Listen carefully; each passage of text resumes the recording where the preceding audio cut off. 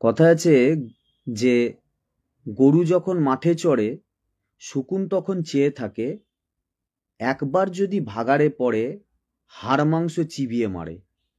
ব্যাপারটা হচ্ছে আজকে এরকম, মানে সুযোগের সব সময় একটা মানে সন্ধানে এক শ্রেণীর শকুন দূর থেকে গরুর দিকে চেয়ে থাকে কখন ভাগাড়ে পড়বে আর তখন খাবে। এই কিছু ধান্দায় কিছু শকুন থাকে। গতকাল স্কুল সার্ভিস কমিশনের একাদশ দ্বাদশ স্তরের যে call for verification first phase, ওটা ফার্স্ট ফেজ, সেটা প্রকাশিত হয়েছে। এবার ফার্স্ট ফেজের যে ডকুমেন্ট ভেরিফিকেশন সেটা হবে।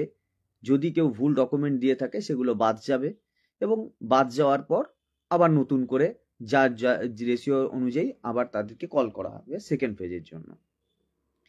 এটা হচ্ছে প্রথম ঘটনা। কিন্তু একটা এক শ্রেণীর টিউশন ব্যবসায়ী,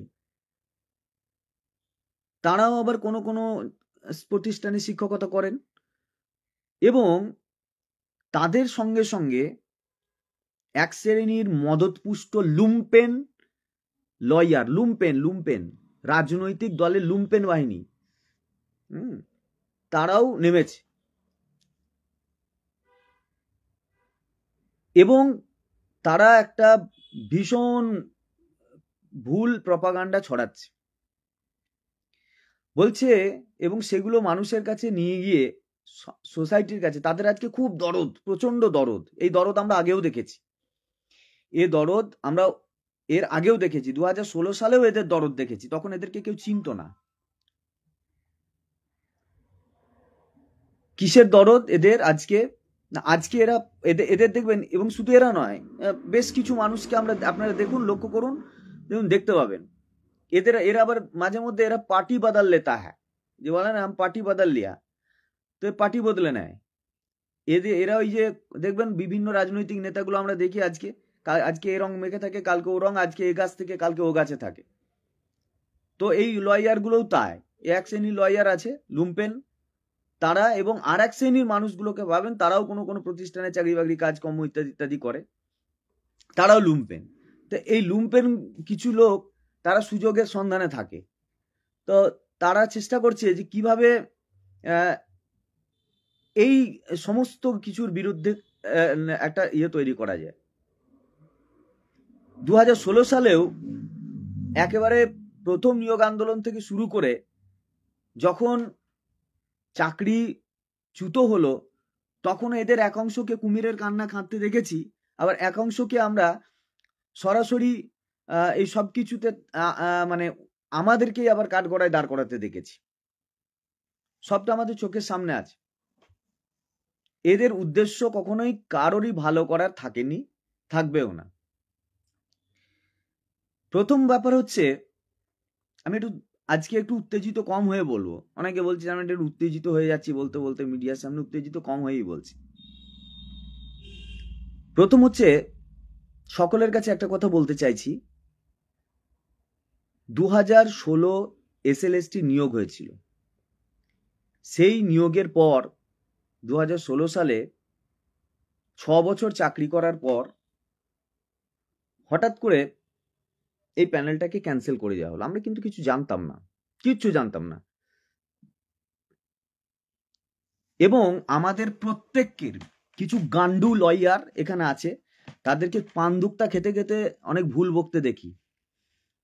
আমাদের প্রত্যেকের ওএমআর পাবলিশ হয়েছিল, যারা আমরা ওয়েটিং এ ছিল আর যারা এমপ্যানেল হয়েছিল, আর এই প্রকাশ হয়েছিল বলেই কারা টেন্টেড আর কারা আনটেন্টেড, কাদের ওএমআর এর প্রবলেম আর কাদের ওএমআর এর প্রবলেম নেই সেটা জানতে পেরেছি। তাই মানুষকে ভুল বোঝানোর আগে নিজেদের কনসেপ্টটা ক্লিয়ার করে নিন। আপনারাও যারা জানেন না তারাও ভালো করে জানুন, এবং প্রত্যেককে জানিয়ে দিন যে আমাদের প্রত্যেকের ওএমআর পাবলিশ হয়েছিল।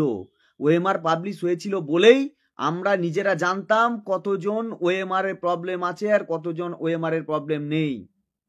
জীবনের প্রথম এসএসসি, এর আগেও বছর বছর এসএসসি হতো, প্রতি বছর এসএসসি হতো, কিন্তু লিস্ট পাবলিশ হতো ডিয়ার লটারির ইয়ের মতো, রেজাল্টের মতো।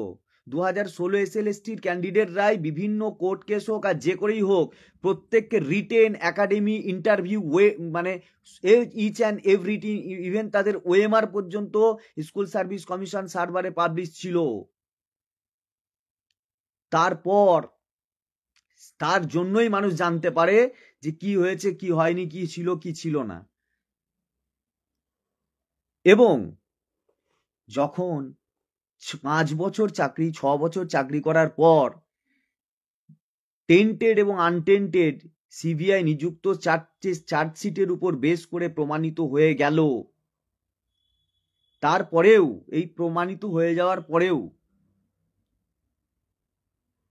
যখন তাদের চাকরিটা অন্যায়ভাবে গেল, তখন যারা মরা কান্না কেঁদেছিল, আর আজকে তাদেরও আবার মরা কান্না কাঁদতে দেখা যাচ্ছে। কারণ এরা সকলেই শকুন, শুধু মাঝে মধ্যে গাছে দাঁড়িয়ে দেখে কোন গরুটাকে বেশি হিষ্টপুষ্ট আর সেটাকে খেলে বেশি লাভ হবে তাদের। বেসিক্যালি এদের উদ্দেশ্য হচ্ছে ভাগাড়ে গরু পড়লে তাদের খাওয়াটাই হচ্ছে আসল কাজ। একটু মোটা গরু, মোটা মোষ খেলে কতটা মাংস পাবে, আর একটু রোগা খেলে কতটা পাবে, এটা হচ্ছে এদের মূল উদ্দেশ্য। কারো পলিটিক্যাল উদ্দেশ্য থাকে। আজকে আপনাদের প্রচুর বিক্ষোভ, প্রচুর ক্ষোভ, প্রচুর কিছু মনে হচ্ছে, কিন্তু সেদিন মনে হয়নি যখন এই পশ্চিমবাংলার বুকে যখন নিরপরাধ হওয়ার পরে আপনাদের মনে হয়নি যে এতগুলো ছেলের চাকরি কেন গেল? এই প্রশ্নটা আপনাদের মাথায় আসেনি না তখন? না তখন আমাদের কি, আরে ভাই, ওয়েস্ট বেঙ্গল গভর্নমেন্ট চাকরি চোর, ওয়েস্ট বেঙ্গল গভর্নমেন্ট বালি চোর, ওয়েস্ট বেঙ্গল গভর্নমেন্ট গরু চোর, আর ওয়েস্ট বেঙ্গল গভর্নমেন্ট তোলাবাজ। সেটা তোমাদের আমাদের দেখে মনে হয়েছিল? আমরা ওয়েস্ট বেঙ্গল গভর্নমেন্টের হয়ে বালি চুরি করি, আমরা কয়লা চুরি করি, আমরা গরু পাচার করি?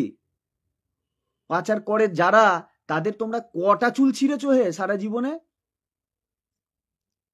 আমাদেরকে বলি দিলে তুমি ওয়েস্ট বেঙ্গল গভর্নমেন্টের আসন নষ্ট করে দেবে? ওয়েস্ট বেঙ্গল গভর্নমেন্ট সরিয়ে তোমরা নবান্নে তোমরা রাজনৈতিক জায়গাটা করে দেবে? ক্ষমতা করলে না কেন? আজকে এত বছর ধরে তো আছে, তোমরা ঘরের ভিতরে গিয়ে বাথরুমে ছিটকিনি লাগিয়ে দিয়ে তোমরা আলিমুদ্দিন ঢুকে গিয়ে তুমি রাজনীতি করেছিলে এতদিন? কোর্ট পাড়ায় বসে বসে এখন করছো? তোমার ক্ষমতা থাকলে তুমি সরাও না কেন ভাই? তোমার যে রাজনৈতিক দলকে দরকার তুমি তাকে সরাও, কিন্তু তুমি আমাকে এজেন্ডা বানাচ্ছ কেন? আমি তোমার বলির বকরা নয়, আমরা তোমার বলির বাকরা নয়।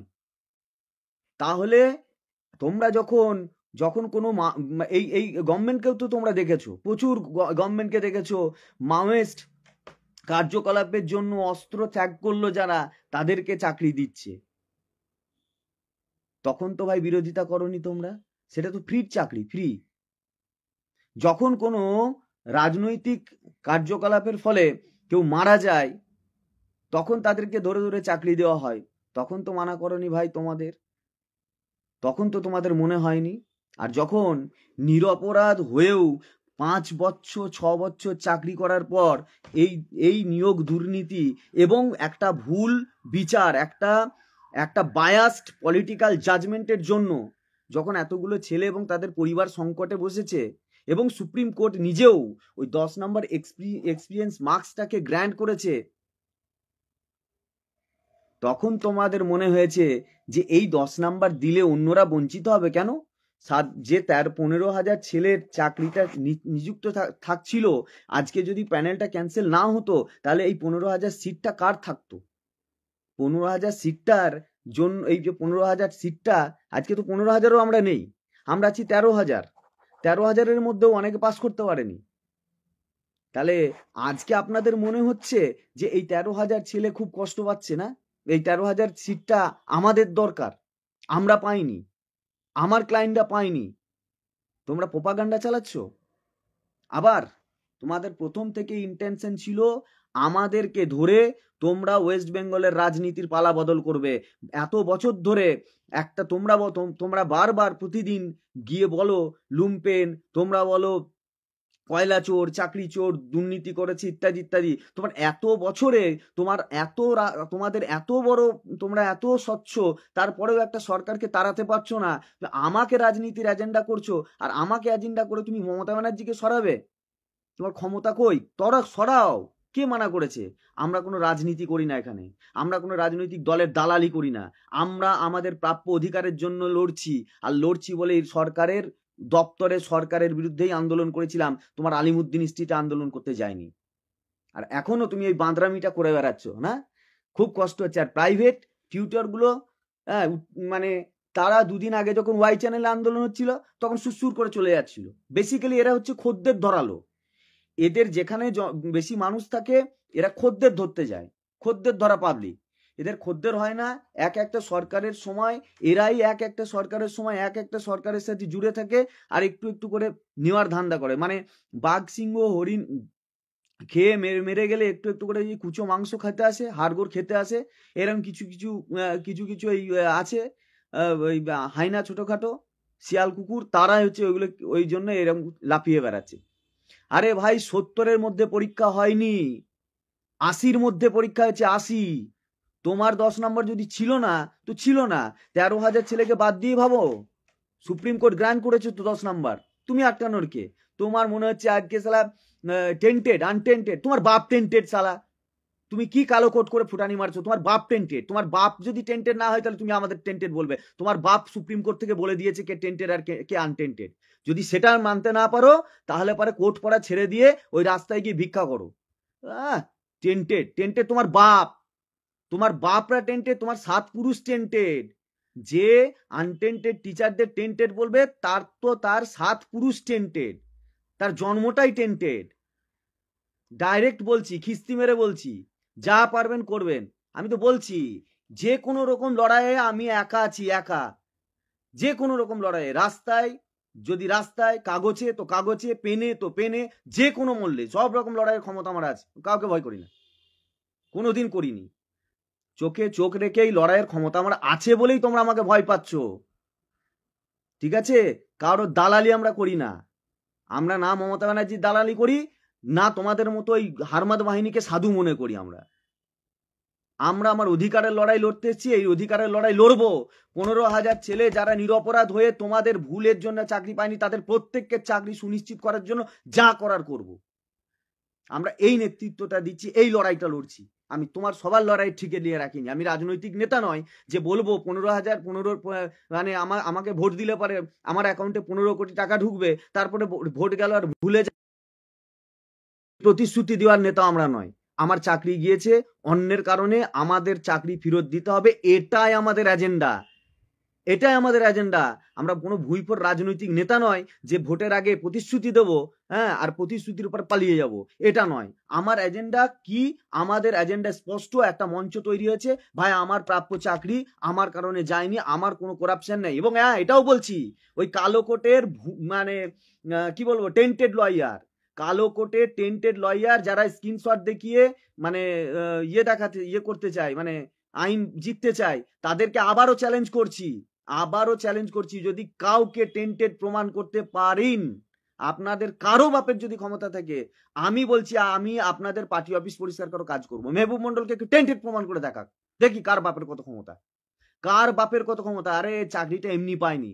যেমন আমরা আগের বার পরীক্ষা দিয়ে জেনারেল থেকে আমরা চাকরি পেয়েছি কষ্ট করে, প্রচুর কষ্ট করে। আমাদের আগে অতগুলো যদি করাপশনও থাকে, এত করাপশনের মাঝখান থেকে আমরা চাকরি পেয়েছি বলে আমাদের যোগ্যতা ছিল বলে পেয়েছি, যোগ্যতা ছিল বলে। আর আপনারা অযোগ্য এই কারণে, আপনাদের লয়ারগুলো অযোগ্য, যারা এই প্যানেলের মধ্যে থাকা নিরপরাধ শিক্ষকদের ডিপ্রাইভের হয়েছে বলে তারা মানে চাকরি, তাদের হাত ধরে চাকরি পাইয়েছে, এবং দুদিন পরে তাকে বলেছে টেন্টেড, আজকে তাকে বলেছে এক্সপায়ারি অফ প্যানেল। যারা একদিন কোর্টে দাঁড়িয়ে তার ক্লায়েন্টকে চাকরি পাওয়ানোর জন্য সওয়াল করছে, আবার একটু পরে এসে বলছে এ হচ্ছে এক্সপায়ারি মাল।